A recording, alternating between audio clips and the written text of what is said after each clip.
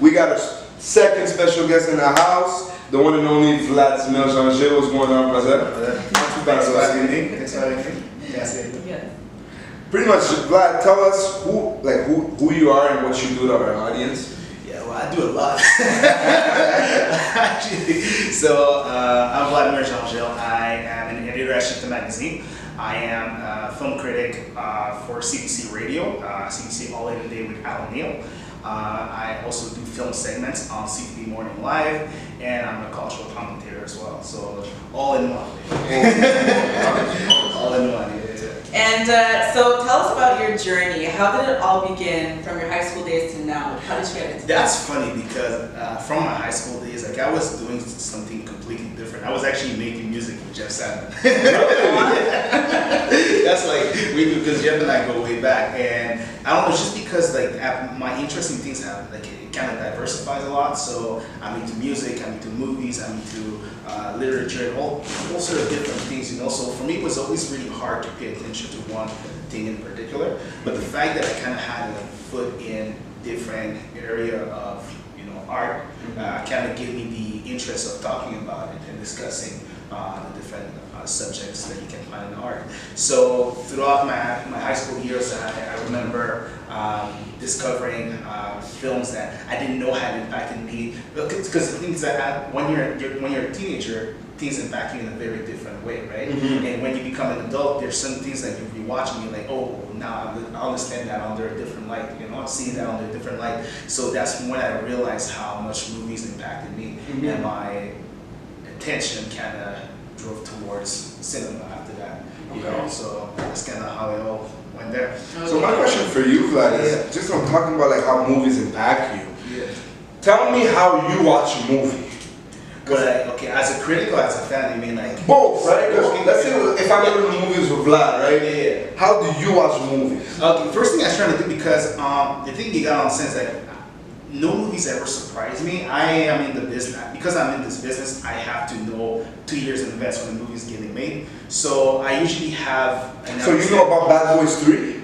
I know what's the deal with Bad Boys 3 right now. Okay, we'll talk about that. It's not about Bad Boys 3 right now. It's about you. But that's the thing, like because I have to be aware of what's going on culturally and what's relevant to the world of movies, I usually have an idea maybe 2 or 3 years in advance before I see a movie. Wow. And usually I'll know like what director was working on it, if an actor got fired on set, how many screenwriters rewrote the project and whatnot. So because I have this understanding of all those different things, by the time I sit down and watch a movie, I'm like, okay, I have to leave all of that at the door and walk in with my expectations as low as possible, so that I can be as open-minded to it. Okay. So that's how I watch a movie. I have to leave all those preconceived idea of how it's going to be aside, and I try to watch it as a fan, and then I try to critique it as a professional later on. Okay. So are you saying, so you know how when you read a book, yeah. So especially more specifically for school, I guess, when you read a book, you read, like you skim, and then you actually go back and read, and then you go back a third time, and you go through the specifics. Yeah. Do you do that with movies? Well, with movies, it depends, because there's a lot of movies I have seen twice or multiple times. But in general, no, I'm not gonna go unless it's something really dark, like Darren Aronofsky's film, like Mother, that's just coming out soon. That's kind of messed up, It's like what they call it. I forgot the technical term for it, but it's a specific film that's not meant to be seen from the day-to-day point of view. It's like you're supposed to kind of raise your understanding of it. Okay. So sometimes it's really hard to kind of determine what the movie's trying to tell you. Okay. In that case, I might have to see it twice, maybe 3 times, to kind of have a better understanding. Otherwise, my opinion becomes kind of invalid, right? Okay. But no, I usually only watch it once. Wait a couple of days just to form my opinion about it, because that can change, and then I kind of score it. Because I do that with books, because I read books as well, right? So, yeah. So you're saying, you got into that. Can you give me a time period on when exactly your love for movies started? Oh, my love for movies started at a really early age. Actually, I was on the CBC talking about it, actually, growing up, especially around Christmas. know what it is. I'm not from uptown or anything like that, so it was kind of a struggle. So every year I binge watched the original Star Wars trilogy. You know what I mean?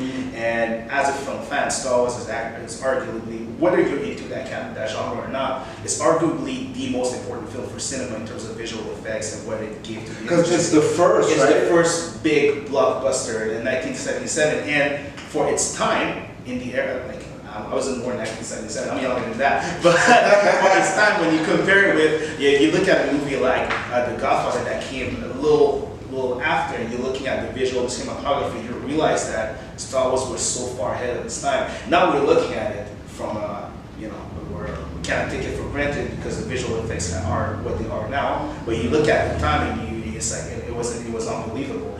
And for me, it's also because with my parents introduced me at a very young age to those different classic films like Cleopatra, the 300 Spartans, Double Indemnity. I can just go on and on, like those really high classic films, and it kind of developed for me like a better love and understanding of movies later on. So even when I was watching those simple-minded comedies, I kept comparing it to those high standard films that I had watched at a really young age. See, I have a question for you when it comes to that. Do you somewhat are able to critique shows as well? I see, the reason why I don't critique shows is because I'm a really busy person. Yeah. So and sometimes I don't have time to be up to date with every shows, right? Like I'm at the movies like 3 or 4 times a week, already, and that's a lot of time. By the time I get home, I got you. But by the least to make sure that by the time I get home, I don't want to watch anything. You know what I mean? Unless it's something like that I can binge watch, like Narcos season 3, which is amazing, by the way. Unless it's something I can binge watch, I don't want to watch anything. So, or something like Game of Thrones, that's an event. I can't miss that. It's an event. It's an event. It's an event. I can't miss that. So that's the thing. I try to avoid the TV criticism because I just don't have time to be up to date with that. So yeah. Do you, so for movies, have you ever critiqued a movie that you've read the book of, like, surprisingly, yes, I have. Usually I was trying to steal because I work for Culture Magazine, right? Yeah. And we have like 6 or 7 film critics working there. I have Exxon, Side, Daphne, whatever. So sometimes, especially if I have a really big preconceived idea because I have read the book prior to seeing the movie, I can ask someone else to do the review for the film, because again, I don't like going to the movie having an understanding in advance of what I'm going to see, especially because the people, my audience at CBC or CTV, my main audience, somebody they don't really know. For example, something like Gone Girl, not everybody had read the book prior to seeing the film. You know what I mean? So I have to remember that when I'm reviewing the film, I'm reviewing the film for them. So I have to kind of be on par with how they will eventually see it. So almost like going in as a virgin. Pretty much. Yeah. So let's switch up to another thing you do, which is Shifted Magazine. Yeah. How did that come about? How did Shifted Magazine come about? Very similar to what Justin was saying earlier. I was in a very different place when they all came together. I was kind of not really knowing what I wanted to do or what not, and one day I just said, you know what, I'm just gonna stay. It was around the Oscar season back in 2014. And I told myself, you know what, I'm just gonna binge watch all the Oscar-nominated films that I haven't seen. And then I bumped into... Which one, how many movies? Oh, it was about 6 or 7. Damn! Yeah. I was, like I said, it was really dark because I didn't have nothing better to do, right, at the time. And then I bumped into different people like Kevin Bourne, Joe Mabrato and whatnot, and we started having conversation. And one thing led to another, and they asked me my opinion on certain films or to do certain predictions. And eventually, not thinking, because I didn't, at the time it wasn't in the Culture Magazine, it was something different. It was Shift Magazine at the time. And I didn't even know anything about this media stuff. I had no idea where I wanted to go. And our conversation led to, hey, how about you come write for us? And I'm like, yeah, I'm going to talk about movies for sure. For sure, I'll do that for it. And then one thing led to another. And Shifter became what it became. Different network, after a lot of networking and different opportunities and whatnot, and eventually here we are, you know. So it was really the luck of the draw, really. Wow. Yeah. So let's just go back to a bit of like the movies, right? Mhm. What's your top 5 movies of all time? Oh, that's hard. That's hard. I have to put The Godfather Part 1 up there. Well, okay, wait, I get. Which one's say hello to my little friend? That's Scarface. Scarface. Yeah, Okay. Yeah, yeah. Yeah. No, listen. No, for real. I'm gonna set it straight now because I got disrespected the other day because they're like, how you never watched Scarface? Yeah. And I told them straight the flip up. I'm young, and like it was in HD when I was young, and now I'm the type of dude. If it's not HD, I struggle a bit. You see what I'm saying? I can't even watch The Sopranos. You feel me? But at the end of the day, I will watch Scarface. It's on Netflix. You have to check it out. Scarface is one. Apparently, it's gonna change my life, but I feel like my life's been changed. I don't know. I don't want people to overhype things like that. You know what I mean? It's like saying like one of the movies you have to watch before you die. Is that true, or is that The Godfather? I would say that's The Godfather. Because the reason why, personally, when I do a top, not too long ago, I wrote the top 5 best gangster films, and I didn't put Scarface in there. The reason why I didn't do that is because I'm comparing Al Pacino's best performance ever, which is in The Godfather Part 1 and 2. Part 3 is something else. And Is it Part 3? There's no Part 3. No, Okay. don't mind that. There is a Part 3, but we don't talk about Part 3. You know? It's not good. It's not very good. And then you have Al Pacino, which is Scarface. And it's not really fair, you know. It's like comparing like 50 Cent from Get Rich or Die Trying to 50 Cent Before I Sell This Drug. It's like, come on, man. You know what I mean? Yeah. It's not really fair for me. That's a great. You asked me about top 5, so I said The Godfather has to be up there. Yeah. Star Wars: The Empire Strikes Back has to be up there. Gladiator, that has to be up there. Big time movie. Top 5. The Lion King.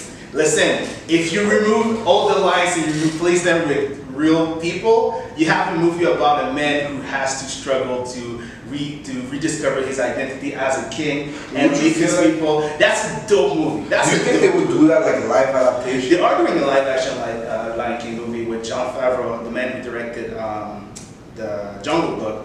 So live action. It's going to be CGI, but if you've seen the Jungle Book, you've seen how far we've come in terms of visual effects. So those lines are going to look real. With Childish Gambino playing Simba. I don't know how I'm going to take it seeing Mufasa in real life. You know that emotional part? Ooh, I'm 25 right now. I still can't watch that scene. Mufasa dying, it still affects me in a way, you know. It's hard. It's hard for sure. And just another as well as that, right? For example, like what are the movies? Talk to me about Moonlight. You know? Okay. People tell me it was a good. Did you like that movie per se? I like Moonlight a lot. The thing is that for me, especially last year, my favorite movie last year was La La Land. That was for different reasons, just because as a fan of the culture of cinema, I found that La La Land kind of represented on screen everything I loved about movies, whether it's the story of Hollywood or my second favorite thing in life, which is jazz. You know, I love that style of music. So because it blended that together, that's why I didn't talk about Moonlight as much. But Moonlight in and on itself was phenomenal. I mean, in terms of cinematic accomplishment, it's the lowest grossing film to ever win the Best Picture. Yeah, I think, I don't even think it made prior to it being nominated and whatnot, I don't think it had made over $20 million, which is, for an Oscar film, it's kind of a big deal. And even in terms of production, it didn't cost that much to make. Wow. I think the biggest amount of money they had to spend was on Naomi Harris for her performance as, I forget her name, but she was playing the mother figure in that movie. I think that's where the highest amount of expense went. But besides that, it didn't even cost that much to make. So, it's a good accomplishment for us. And also, just to speak about, like, is there other shows that you would like to watch? And I know you're super busy, but is there shows you can? Do you watch Power? Okay, you're putting me on the spot here because Power, I love the show, but I cannot watch it week to week. I have to binge watch it.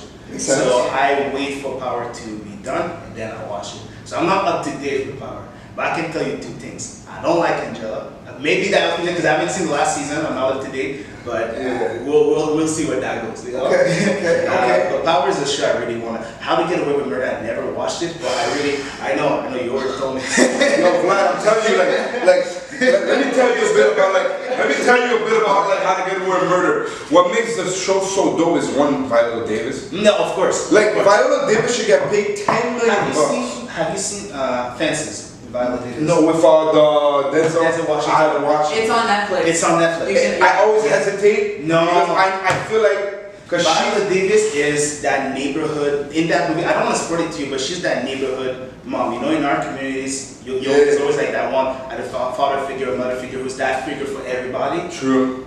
And then in a certain way, you kind of forget that she's just human and she's going through things and that she might break. Viola Davis's performance reminded me of why I love certain women in my life so much. Because my mother, my aunt, my mother. And you have to see Fences. I'll watch it. For sure, 100%. One thing I'm gonna tell you is, in How to Get Away with Murder, she should get paid $10 million because she's all natural. She takes the wig off. She's crying. She has snort out of her nose. Yeah. It's just beautiful. She takes her eyebrows off. She takes her eyebrows off. Yo, and then what makes it more like serious, Vlad, and people are, it's like this background effect. It's like, you know what I'm saying? It's almost like Batman. It's like some Batman, like Dark Knight type. It's a pretty dark show, right? Yeah. Well, I be watching. I'm like, I can't. Like 5 minutes in, what's going on? You know, like watch it. Season 3, I promise you'll probably get emotional. I'll just say that. And then my last question for you in terms of like movies, Bad Boys 3. It's always been like, can we be in Bad Boys 4 or 3? Can we just Bad Boys for life? Bad Boys can I be like Martin Lawrence? You be Will Smith? You feel me? Yeah. What's going on with that? What's going on with Bad Boys 3? So right now, the thing is that Will Smith has a really busy schedule right now, right? And he has like 5 or 6 upcoming projects that some of them are still unnamed, right? You have Suicide Squad 2 coming up. You should stop doing that. He has a Deadshot standalone movie and all different things. Martin Lawrence, I don't know if he's working for McDonald's right now or anything. He's not doing nothing right now, right? So he's waiting. He's ready for it. It's like Bad Boys 3, let's make it happen. And then you have the third member of this cast, not on screen, but Jerry Bruckheimer, the one who produced the Bad Boys movie, who's also as busy. So right now, the only person who's free to do it is Martin Lawrence. Now, they had a screenwriter, they had a script ready, and they recently had to scrap everything and send it off. So right now, the status of Bad Boys 3 is actually, we just don't know anything. I can't believe... They're still working on it, but we just don't have anything. I can't believe we're going to have a Black Panther movie before we get Bad Boys 3. But you know what? Even, not to go in a different direction, but even talking about Black Panther, man, can we talk about the fact that I remember as a kid growing up, seeing like Black Panther in the comics and thinking, we ain't never gonna get that on the street, What a beautiful era to live in, you know what I mean? Marvel, stupid, like the last Avengers? Yeah. When he came in, I'm like, that's freaking fantastic. Honestly, the fact that we're getting a Black Panther movie, directed by the same guy who brought us Fruitvale Station, I don't know if you've seen that. Fruitvale Station, or Creed. Did you watch Creed? Yeah. Okay, the director of Creed is the one who's directing Black Panther right now.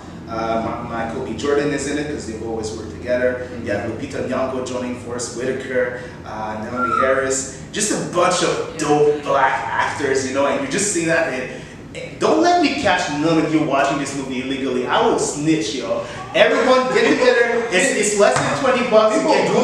People still do that, but don't do that for Black Panther. We need this movie to succeed. You know what I mean? I never understood for me, I feel like if I don't go watch a movie when it's at the movies, then I messed up. Then you missed, because the best way to experience a film is still the big screen. It's still cinema, 100%, for sure. So we got one more question, guys. Yeah. So in the end of this, what are your dreams or your goals and aspirations for the next 5-10 years or so? 5 years. 5 years.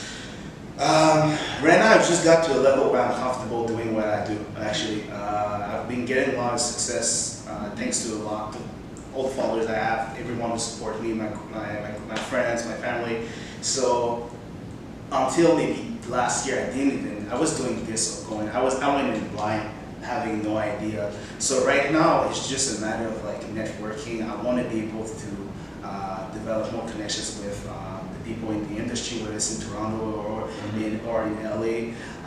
And in the next 5 years, I want to be able to tell you guys that I have produced my first film. That's my goal. I want to be able to say that I have produced my first film. In my bucket list, I have this dream of one day being able to do a mini series about the Haitian Revolution. You know how sometimes they have like those 3-part, 4-part mini series. And I think our history is just That's a dope movie, right? Yeah. Not just a movie, but I would want to do it as a 5-part TV series. You know what I mean? Wow. And that's actually on my bucket list. Is something I want to do. So in 5 years, I want to be able to say I've produced my first feature film. Wow. Listen, if you ever need an actor, I'm gonna tell you. I'm gonna tell you a bit of my strengths. Okay, I'm funny. I see that. Like, you're like honestly, like if it's a funny thing you need, you got me. Like, you know what I'm saying? All right. That's all I desire. You know, but one thing I'm gonna say, Vlad, is like I tell this all the time. Like, I respect everything you do. You know what I'm saying? I've seen you grow since day one. I tell you that all the time on Facebook, from a brother to another. You know what I'm saying? Keep doing what you're doing, because to see.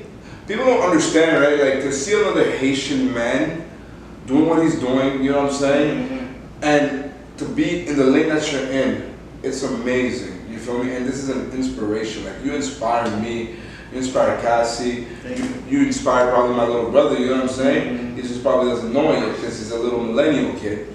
But with that being said, it's just like, for you to chase your dreams, there's nothing more inspiring than that. And I tell people this all the time, right? Like, when you focus on something specific, and this is what you do. It's almost like you were born for it. Yeah. You know what I'm saying? I feel like you were born for it, big dog. Thanks, man. And like in 5 years, man, I just can't wait to see where you at. You know what I'm saying? I appreciate it, man. Thank you so much for coming in the circle. Yes, and also Vlad, everyone, is not only just the movie reviewer and critiquer, but he's also Day One fan.